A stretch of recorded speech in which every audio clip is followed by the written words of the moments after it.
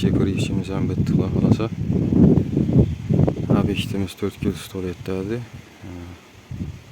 Çayımız 12,5 metre, 20,5 metre çayımız bitti.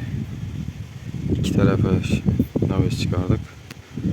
6 metreden naveslerini 14'e 4'lük strafilası arası 74 santimetreden kaptalarıyla maloşniyi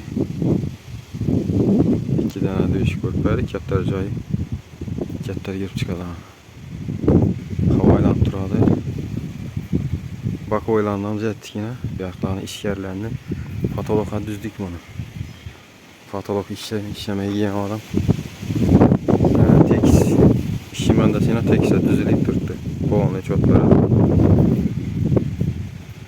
yukarılarından yapıp verdik. Ne derler yapıp verdik yine. Yine bir varyantı var bunu. Güter bir işimendese yine 15 santimetre güterse bu adamın. Ben traktat hemen dese 2 basonda buna da şuradan böyle güterlerine de ağacın üstünü bilenden yatıp yok degende 18 santimetre götürse buladı ki anşidan.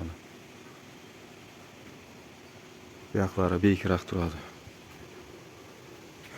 İberimiz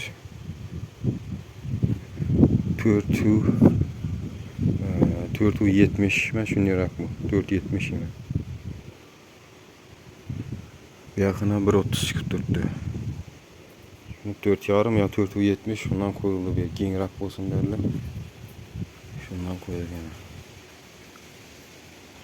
Simbir alanını verdik. Ağaçtan yine düşüp bayrak kokmuş. Şamaldan korkup yaklanmam yine tey kuyulan üstüne düşüp simini şuna bayrak kokmuş. Skopam var koşumca.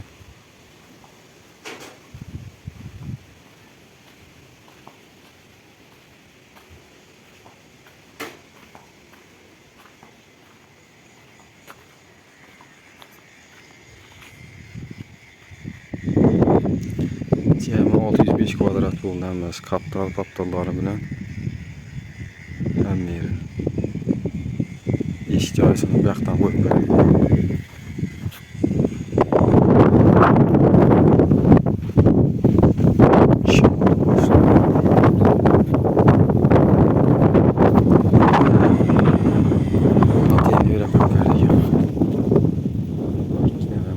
Morusuna koyduk. Arka tarafımızda şu naves. Yani 4 metre göre araya 1,5 metre çıktı.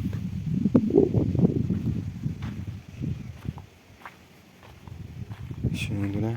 Abi işte işlemimiz tamam. Keyingi şifre işimiz yine bir de bulup tuttu hazır. Şaka öttük. İltimas ettiler. Sroşni işletlerinde şu an şuradaki bir kitrak şifre işi yatırmamız lazım. Daha kalırsa onun videosunu çıkarırız. Şunun bilen videomuzu yeşilliğimiz yetib alın için rahmet.